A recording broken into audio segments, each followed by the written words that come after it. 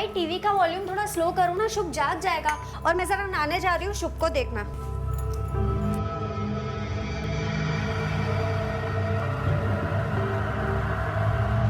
जूने पुराने कपड़े के बदले बर्तन ले लो, कलछी ले लो, कढ़ाई ले लो, बर्तन ले लो। ए बर्तन वाली, इधर आ।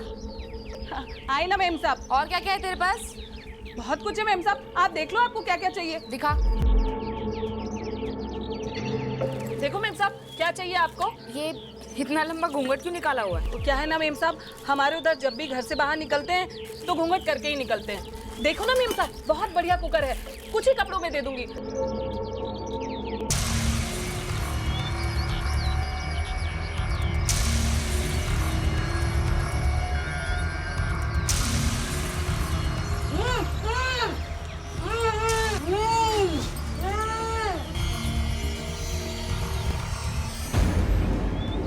ये ले, कुछ कपड़े कम है, ठीक है, अगली बार ले जाना। मेम साहब जरा इसको रखवा दो ना। बर्तन ले लो। क्या है अजी, दिन भर चे चे चे चे। अभी रुको।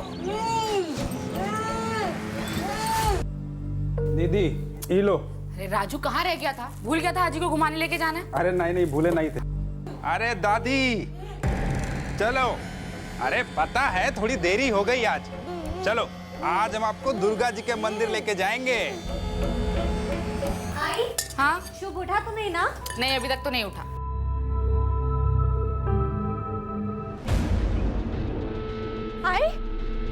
आई शुभ, आई शुभ कुठे गेला? अरे वहीं होगा, देखना पालने में। आई पाले में नहीं है शुभ। शुभ कहाँ है? राजू आया था ना, वो राजू तो नहीं लेकर गया ना उसे। राजू तो अभी अभी आजी को लेकर गया घुमाने के लिए। तू रुक एक मिनट। शुभ, शुभ।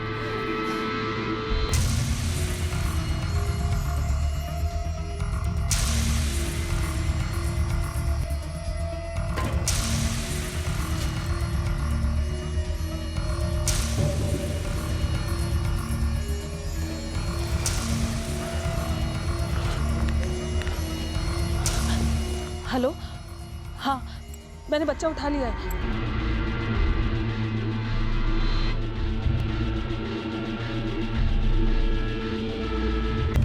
अरे भंवर, 2 प्लाई टेम्पो खड़ा है, पांडे जी का डाल दो उसमें। ए छोटू, वो पांडे जी का टेम्पो आया, उसमें 2 प्लाई डाल दे। अरे राम। हाँ बेटा बोलो। बाबा शुभ कुठे मिळत नाही। क्या? आप जल्दी से आ जाइए बाबा। हाँ मैं आ रहा हूँ बेटा। क्या हुआ? घर चलो जल्दी। आई शुभ। मिल जाएगा, मिल जाएगा।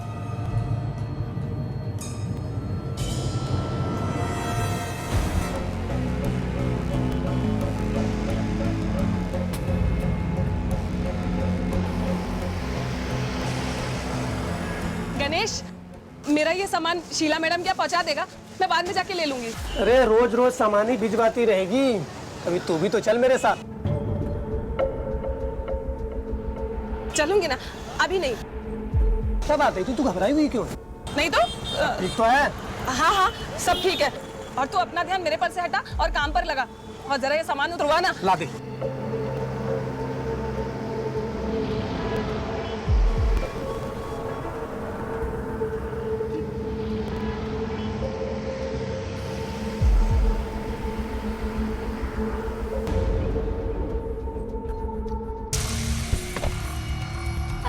आई मेरा शुभ कहाँ है? क्या हुआ बेटा? क्या हुआ? मामा शुभ। हाँ अच्छा ठीक है मिल जाएगा ढूंढेंगे उसे। हाँ मिल जाएगा। बट मेरी ये समझ में नहीं आ रहा कि घर में 3 लोग थे, उसके बाद भी घर के अंदर घुसकर किसी ने बच्चे को उठा लिया।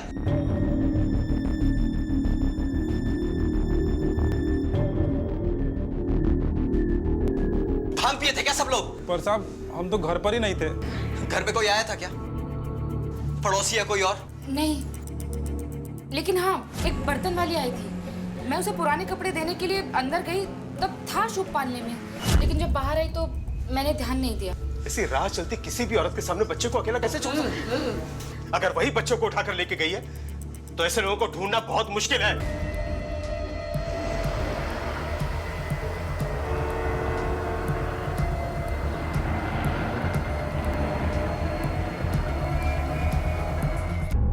पुलिस को फोन करके बताना पड़ेगा।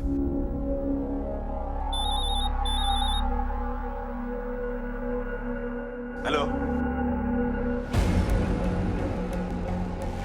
शुभ, शुभ तुम्हारे पास है? 10 लाख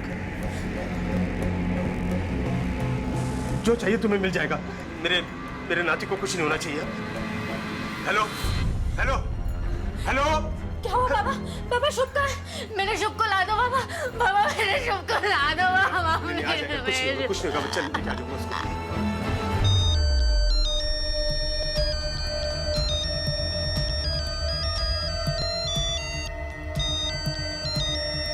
हाँ सेठ। अरे वो थोड़ा सामान ले जाना है विराट तक। किधर है तू? इधर एरिया में हूँ साहब, बस अभी 5 मिनट में पहुंच जाऊंगा। हाँ सर, 10 लाख रुपए मांगे उन्होंने और मेरे पति पैसे देने के लिए तैयार भी हो गए हैं। पर पुलिस को फोन लगाया आपने? मना किया था ना उन्होंने, फिर क्यों किया आपने फोन? ये क्या किया तुम? आपको क्या लगता है पैसे बचाने के लिए किया मैंने ये सब? जी नहीं, ये सब मैंने शुभ के लिए किया है। अगर पैसे लेकर भी उन्होंने शुभ को नहीं लौटाया तो? अगर मेरे बेटे को कुछ हुआ ना तो मैं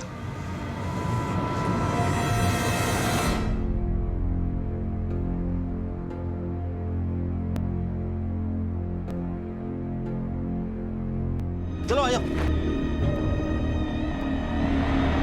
हाँ रखती हूँ। अरे अरे यहाँ तो एक टोकरी है, कोई टूटने वाला सामान तो नहीं है? अरे कुछ नहीं यार, पुराने कपड़े और बर्तन है। तुम लोग माल भरो फटाफट, मैं चाय पी जाता हूँ। अच्छा।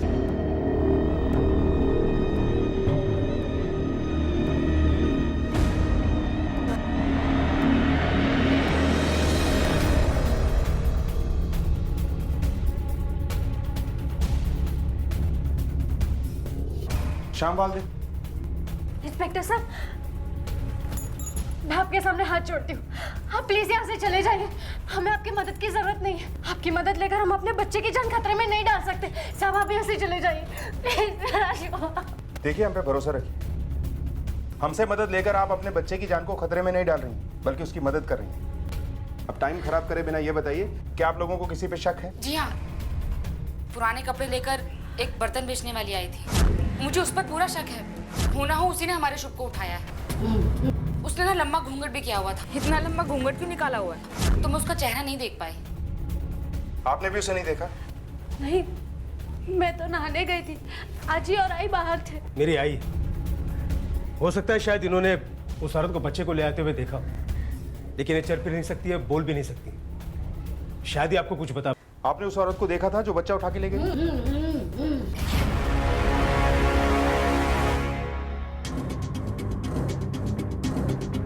श्याम जी, इस तरह इनके सामने उस औरत का बच्चा उठा के ले जाना इस बात की तरफ इशारा करता है कि वो जानती थी कि ये चिल्ला भी नहीं पाएंगी।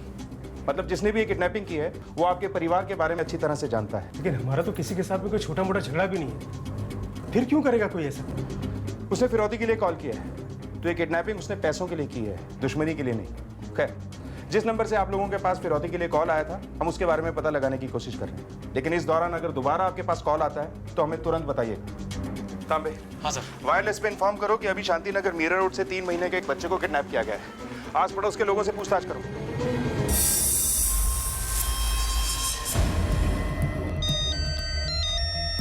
हाँ मंजू। गणेश, तू सामान लेके पहुंच गया ना? अरे मेरे को एक अर्जेंट भाड़ा आ गया था, इसलिए मैं विरार जा रहा हूँ। क्या तू अभी तक सामान लेके मेम साहब क्या नहीं पहुंचा? तो तेरे को कितना टाइम लगेगा? 1-1.5 घंटे में आ जाऊंगा। क्या 1-1.5 घंटा? चल मैं बाद में बात करता हूँ, बहुत काम है मेरे को। बाय।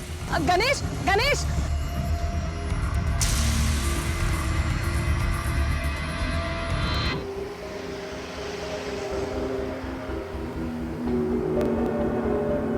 आपने आसपास में किसी बर्तन बेचने वाली औरत को देखा था?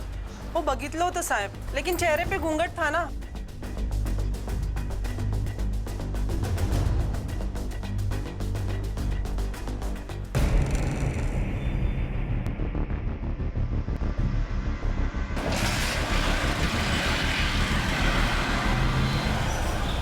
तुम्हारा शाम सेठ और भंवर कहाँ थे आज सुबह? यही पर थे साहब, काम कर रहे थे।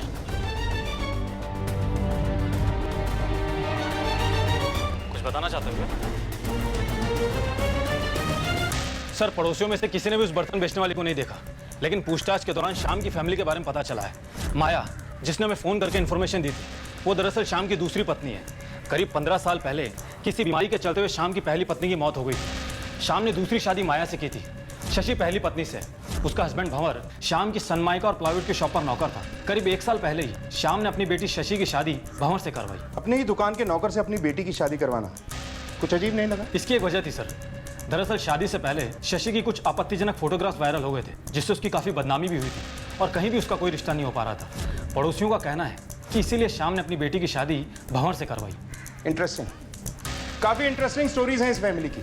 हो सकता है ये किडनैपिंग भी इस फैमिली की किसी स्टोरी का प्लॉट या सब प्लॉट हो, क्योंकि जिस तरह प्लानिंग से किडनैपिंग की गई है इसमें कोई शक नहीं कि किडनैपर फैमिली की डेली रूटीन के बारे में अच्छी तरह से जानता था। वो जानता था कि शशि 11 बजे बच्चे की मालिश करने के बाद नहाने के लिए जाएगी। दादी और माया के अलावा वहां कोई नहीं होगा और उसे ये अच्छी तरह से पता था कि सामने होते हुए भी दादी कुछ नहीं कर पाएगी। इस तरह की प्लानिंग बिना किसी इनसाइडर की हेल्प के पॉसिबल नहीं लगती मुझे।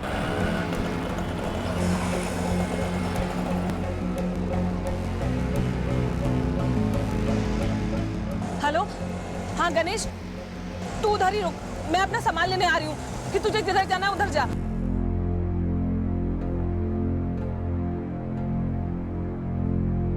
मुझे पता था आप यहीं हो। ये क्या कर रहे हैं आप? पुलिस ढूंढ रही है ना शुभ को, तो क्या जरूरत है अपना सब कुछ दांव पे लगाने की? तुमने शशि को कभी अपनी बेटी माना ही नहीं, लेकिन मैं बाप हूँ उसका। पर ये पैसों का लालच ठीक नहीं है। ये पैसे मैंने कमाए, तुम्हें चाहिए ना तुम्हें और दूंगा, लेकिन फिलहाल इन पैसों से शुभ की जान बच सकती है।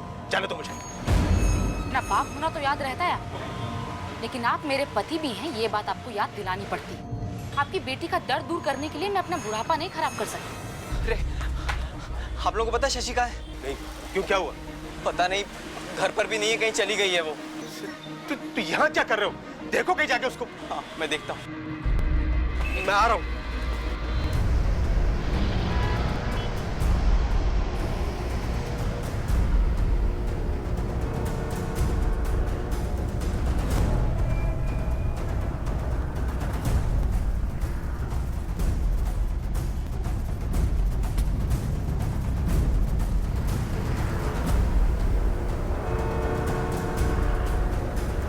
अरे गणेश, वो मेरी टोकरी किधर है? इधर ये रही ना तेरी टोकरी।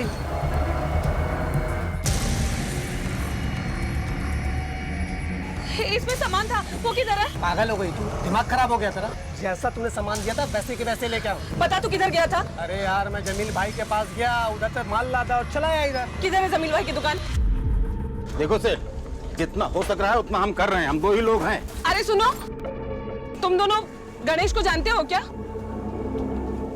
हाँ, क्यों? वो अभी आधा घंटा पहले टेम्पू लेकर आया था ना इधर सामान उठाने के लिए। उसमें एक टोकरी थी, टोकरी में कुछ सामान था। तुम दोनों ने देखा क्या? नहीं नहीं, मैंने सामान रखा और वो चला गया। पक्का तुम लोगों ने कुछ नहीं देखा? नहीं, कुछ नहीं देखा हमने।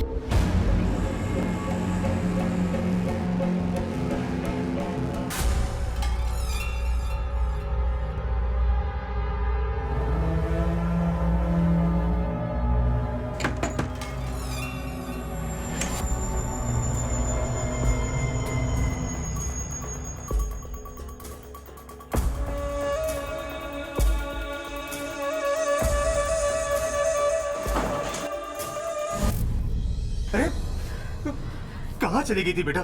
हम लोगों की तो जान निकल गई यहाँ पे। क्या हुआ? अपने बच्चे को ढूंढने गई थी बाबा। सिर्फ मेरा ही दूध पीता है, भूखा होगा वो। नहीं मिला। घबरा मत, मैं ढूंढ के लाऊंगा उसे। हाँ? चल अंदर चल।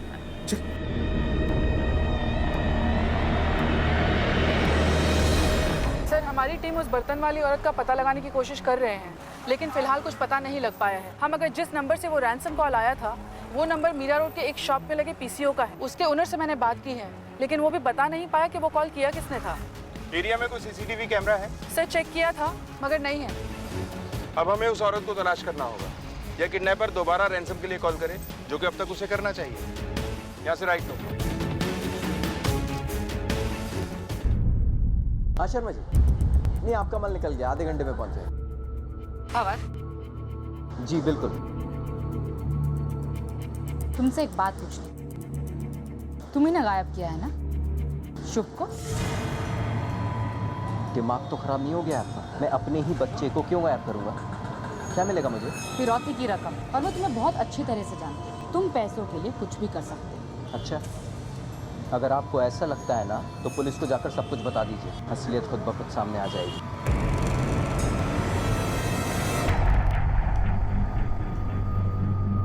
साहब से मिलना था। मैडम, आपने बुलाया था? हाँ, ध्यान से देखो इन औरतों को और बताओ, कहीं इनमें से तो वो औरत नहीं थी? खोलो।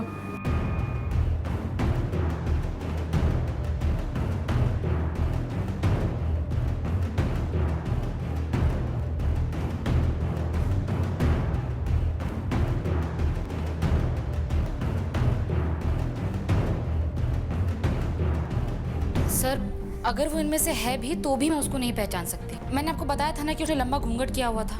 ठीक है, आप जा सकते हैं। हाँ, मैं जाने दो इन्हें। यस सर, आप लोग भी जाइए।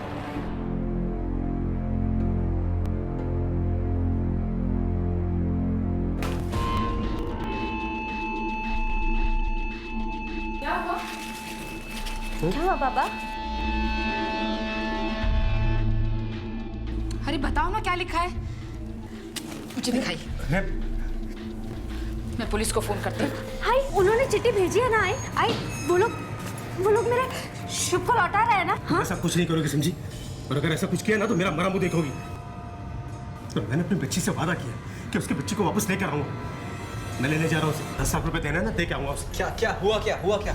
कुछ नहीं, ये बच्चे को लेने जा रहा हूँ। अब मैं भी चलता हूँ। नहीं, उन्होंने मुझे अकेले बुलाया। मैं संभाल लूंगा उसे। लेकिन कुछ अजीब नहीं लगता तांबे? इतना वक्त गुजर चुका है लेकिन शाम या उसके परिवार में से किसी को भी रैंसम के लिए दोबारा कॉल नहीं आया, जबकि अब तक आ जाना चाहिए था। अजीब बात तो है सर।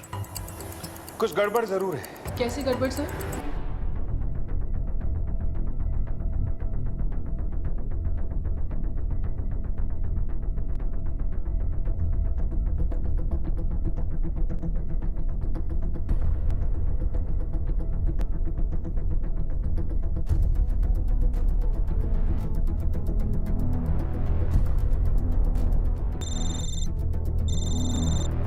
बोलो कामले। हाँ सर, शाम अभी निकला है और उसके पीछे भंवर भी निकला है। ठीक है, तुम पीछा करो उसका। हेलो। हाँ, नहीं मिल रहा तो मैं क्या करूं? इसने जानबूझ के तो नहीं किया ना, लेकिन मुझे शक है कि उस भंगार की दुकान में जो औरत है ना, बच्चा उसी के पास होगा। हाँ ठीक है।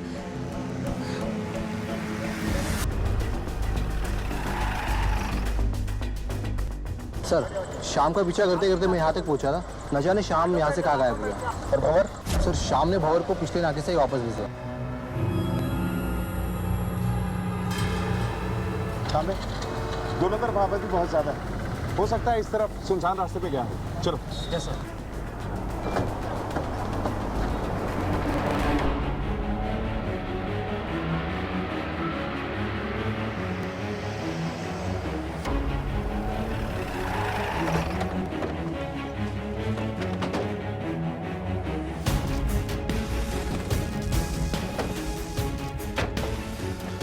शाम की गाड़ी यहाँ है तो शाम भी आसपास ही होगा। चलो देखते हैं इधर।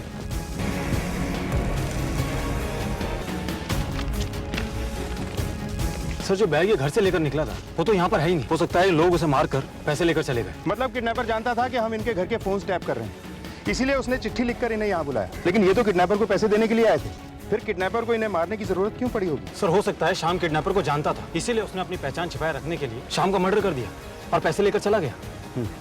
हो सकता है, लेकिन एक बात साफ है कि किडनैपर और ये मर्डर दोनों को एक ही आदमी है और बच्चा अभी उसके पास है। खैर, फॉरेंसिक टीम को फोन करो और लाश को पोस्टमार्टम के लिए भेजो। Yes sir. बाबा, बाबा, मुझे मेरे मामा के पास जाना है। मुझे मेरे मामा के पास ले चलो। बाबा, मुझे मेरे मामा के पास जाना। पैसे भी ले गए और उन्हें भी मार दिया। मुझे माननी नहीं चाहिए थी उनकी बात, पीछे जाना चाहिए था उनके। तो शुभ का इंस्पेक्टर साहब, मेरा बच्चा कहाँ है? देखिए, अगर आपके पिताजी का मर्डर और वो किडनैपर दोनों एक ही इंसान है तो आपका बच्चा अभी उसी के पास है। नहीं, इसका मतलब शुभ बाबा के कातिल के पास नहीं, मुझे मेरे बाबा शुभ को लेकर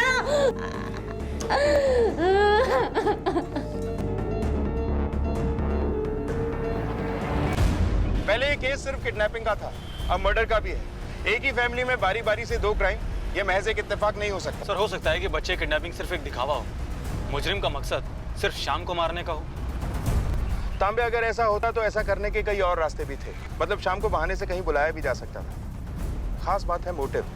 बच्चे की किडनैपिंग में मोटिव है पैसा, शाम के मर्डर में मोटिव क्या हो सकता है? ऐसा कौन है जिसे शाम की मौत से फायदा पहुंचता है? सर, इस घर में सबसे ज्यादा फायदा भंवर को मिलने वाला था। इकलौता जवाई है। शाम का जो कुछ भी था वो सब कुछ भंवर को ही मिलता। न जाने मुझे ऐसा क्यों लगता है कि इन दोनों ही मामलों का ट्रिगर कहीं और है जिसे हम ढूंढ नहीं पा रहे। कोई कहानी है जो इन दोनों ही कहानियों को आपस में जोड़ती। अभी अभी जो हमने घर में देखा, माया को अपने पति से ज्यादा पैसे की फिक्र थी और शशि को अपनी बच्ची की। और एक और खास बात जो मैंने नोटिस की, माया अपनी बेटी और दामाद को करीब देखकर कुछ परेशान सी लगी। हाँ सर, ये बात तो मैंने भी नोटिस की थी। इस पूरी फैमिली की कंप्लीट कुंडली निकालो, तभी पता चलेगा कि इसमें रहने वालों के सितारे गर्दिश में क्यों हैं। और वो नौकर राजू, वो काफी पुराना है इस घर में, उसे भी काफी कुछ पता होगा, उससे भी पूछताछ करो। Yes sir.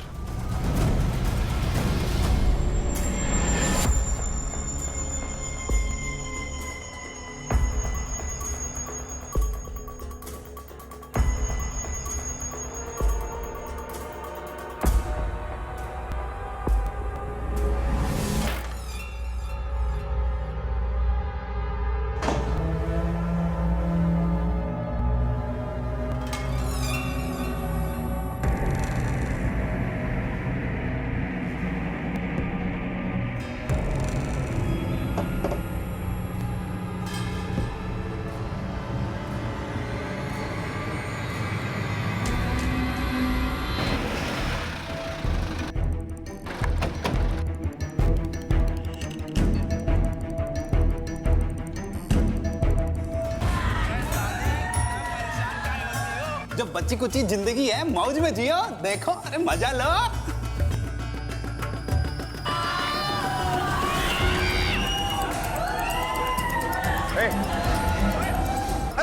माताजी को घर छोड़ कर आओ और बताना मत इस लड़के के बारे में। कुछ नहीं किया साहब, हमारा विश्वास कीजिए साहब, हम कुछ नहीं किए। हम नहीं शशि दीदी के लड़के को चुराए हैं और नहीं साहब को मारे हैं साहब। इतना तो हम लोग भी जानते हैं, तू वो बता जो हम नहीं जानते हैं। इस फैमिली के बारे में जितना और जो कुछ भी जानते हैं सब बता। झूठ बोलने और छुपाने की कोशिश मत करना, वरना ऐसी सजा दूंगा जो तू सह नहीं पाएगा। बोल। सर, ये देख, इसके फोन में क्या मिला?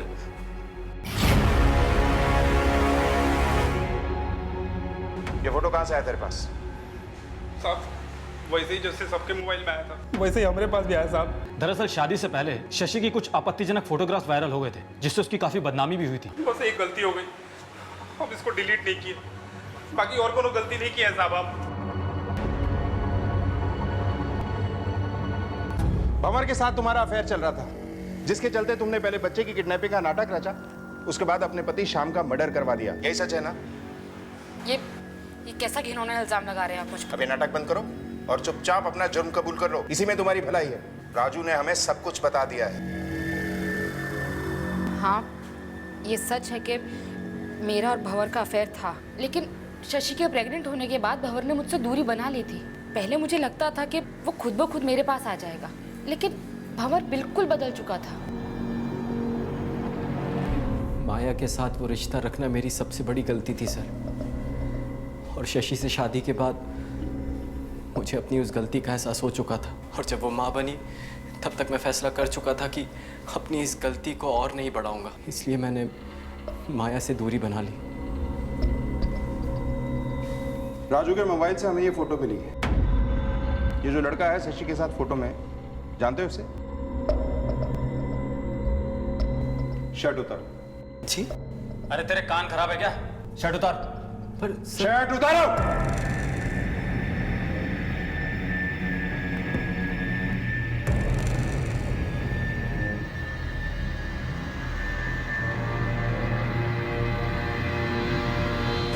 अब तो तुझे पता चल ही गया होगा कि हमें सब कुछ पता चल चुका है। चल, अब कहानी सुना ही दे।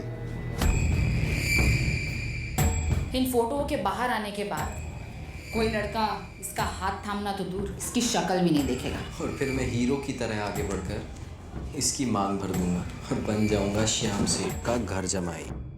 और उसके बाद हमें मिलने से इसका बाप भी नहीं रोक सकता। वो जो कहती मैं वैसा करता, और ये गलती भी मैंने उसके ही कहने पर की थी। लेकिन इसका बहुत बड़ा बोझ था मेरे सीने पर, जो आज मैंने उतार दिया, शशि को सब कुछ सच बताकर।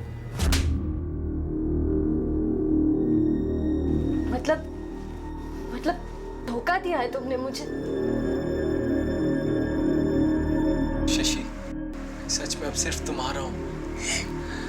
मेरा यकीन करो, मेरा तुम्हारी माँ से अब कोई रिश्ता नहीं है। मुझे मेरी जिंदगी में मेरे बच्चे के अलावा कोई नहीं चाहिए, तुम भी नहीं। सर, अगर मेरे मन में कोई भी चोर होता तो मैं शशि को सब सच सच क्यों बताता?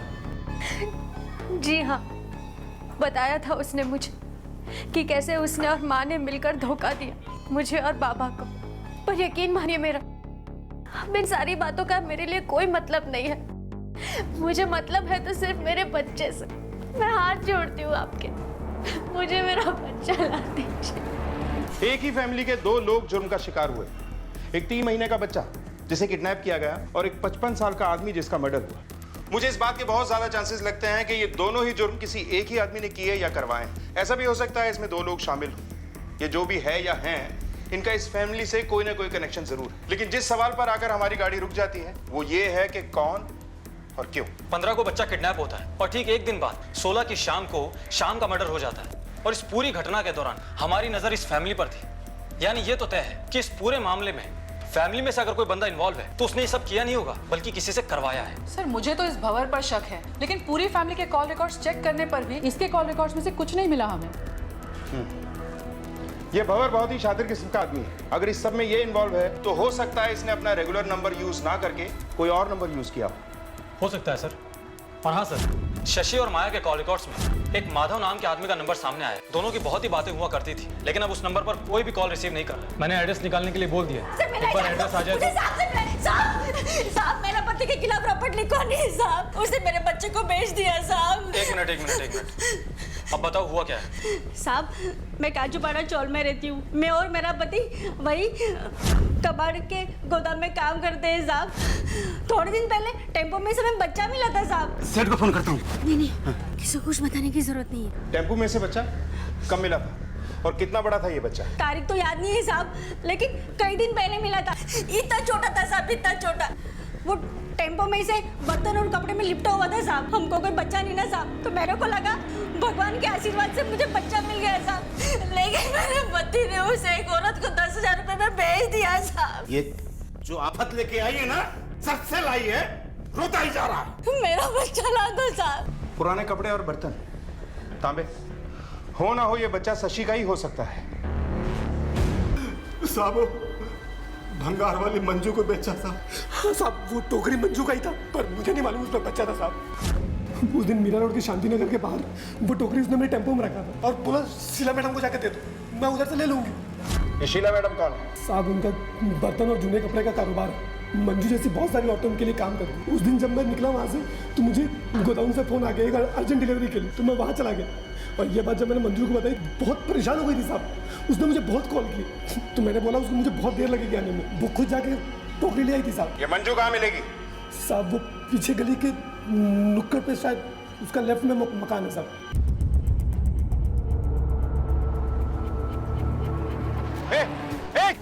अंदर चेक करो। सर, रुक। ये वही बच्चा ना जिसे तुमने शांति पार्क से उठाया था? जी सर। चल। छोड़ो। तेरे बाप को मरे 2 दिन भी नहीं हुए, हमारा बच्चा गायब है और तू अपने यार से मिलने निकल पड़ी।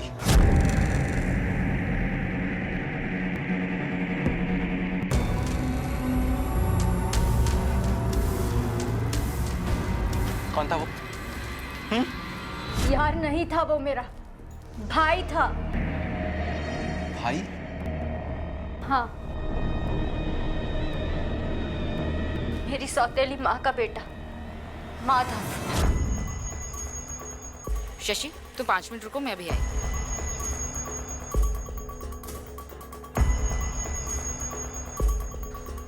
बस इतने ही? इतने में पूरा महीना कैसे चलाऊंगा मैं? मुझे तो लगता है आपको मेरी फिक्र ही नहीं है। अरे नहीं माधव, बेटा ऐसी कोई बात नहीं है।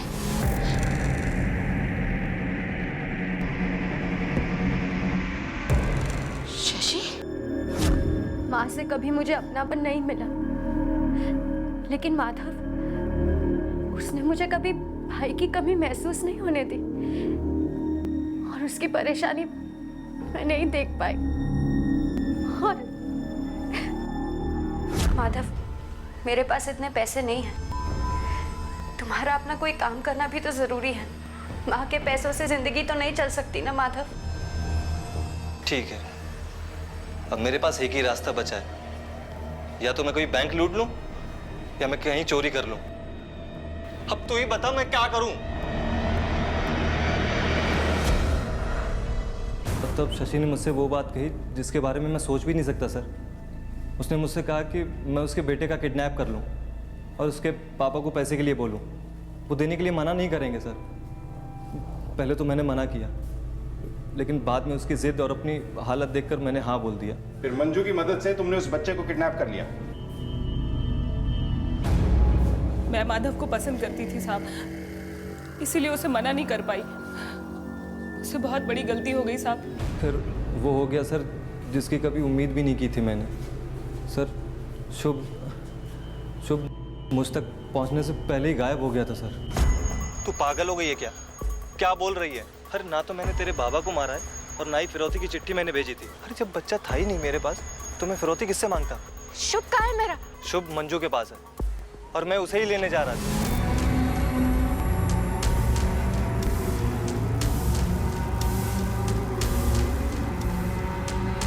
कौन था वो? मेरा शुभ। शुभ, मेरा बच्चा। हाजी, हाजी माझा शुभ। आपका भाई भी आपको बहुत याद कर रहा है। उसने बताया कि कितना गहरा संबंध था भाई बहन के बीच में और क्या क्या किया है आपने अपने भाई के लिए। माधव ने आपको जो कुछ भी बताया सब सच है। शुभ की किडनैपिंग उसने मेरे ही कहने पर की थी। और आपके पिताजी का मर्डर? उसके बारे में मुझे कुछ नहीं पता है सर। सर मेरा यकीन कीजिए।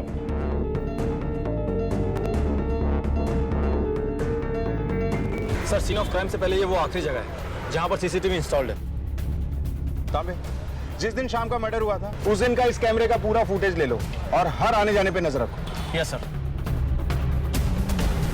ये तो हमें पता चल चुका है कि बच्चे की किडनैपिंग का प्लान माधव और खुद शशि ने बनाया था, लेकिन शाम के मर्डर की गुत्थी अब तक अनसुलझी है।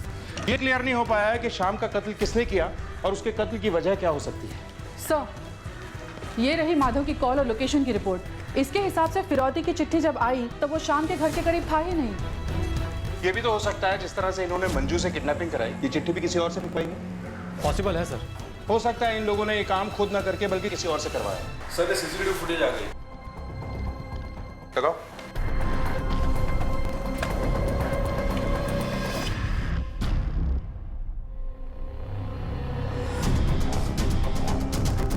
सर, इसका मतलब भंवर जो भी कह रहा है वो सच है। रिवर्स करो इसे।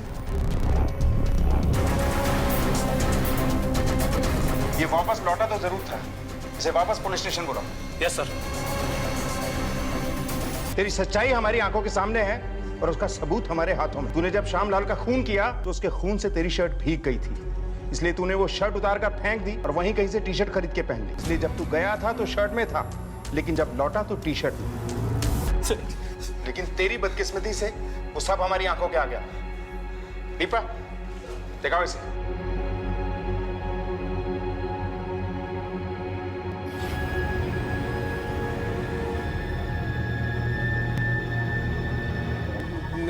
नहीं सर, मेरा मतलब हाँ सर, आप ठीक बोल रहे हैं कि मैंने शर्ट बदली थी, लेकिन उस पे खून के दाग नहीं थे। वो मैं कीचड़ में गिर गया था ना, इसलिए बदली थी सर मैंने।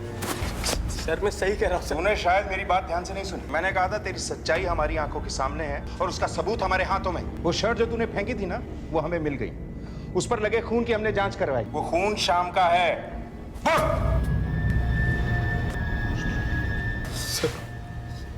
सर मुझे पता चल गया था कि हमारे बेटे को खुद शशि ने ही किडनैप करवाया था। दया की ज़रूरत मुझे भी थी। जब शशि दया दिखाई रही थी तो मैंने सोचा कि उसकी दया का इस्तेमाल थोड़ा मैं भी कर लेता हूँ। हाँ, वो चिट्ठी मैंने ही फेंकी थी। मैंने उसे बुलाया था, इसलिए मुझे पता था कि वो कहाँ जाने वाला है। मैंने उसका पीछा करना शुरू किया, लेकिन उसने मुझे आधे रास्ते में ही देख लिया और मुझे वापस भेजना चाहा, लेकिन मैं नहीं माना। उसके जाने के थोड़ी देर बाद मैंने फिर उसका पीछा करना शुरू किया।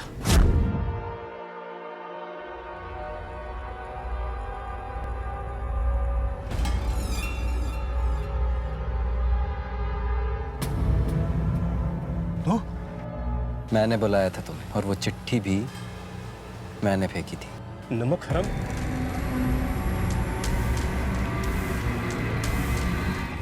कहने को तो मैं श्याम सेठ का दामाद बन गया था, लेकिन था तो मैं उनका नौकर ही ना। जब तक वो जिंदा रहता मैं दुकान का सेठ नहीं बन सकता था, और मुझे कुछ भी करके सेठ बनना था, भंवर सेठ। जितना चालाक और समझदार तू खुद को समझता है ना, उतना है नहीं। तेरी वो शर्ट हमें नहीं मिली थी, लेकिन तेरी नीयत हमें पता चल गई थी, इसलिए हमने झूठ बोला और तू उसमें फंस गया। कुछ ऐसे इंसान होते हैं जो अपनी गलतियों से सबक लेते हैं, और कुछ ऐसे होते हैं जिनकी गलतियों से दूसरे सबक लेते हैं। दूसरे की लाश के ऊपर चढ़कर बड़ा बनने की कोशिश तुझसे पहले भी कई लोगों ने की, लेकिन वो कानून की गिरफ्त से बच नहीं पाए। अगर तूने उनकी गलतियों से सीखा होता तो आज तेरा ये अंजाम नहीं होता। मैं उम्मीद करूंगा कि कम से कम तेरी गलतियों से तो दूसरे सबक लें।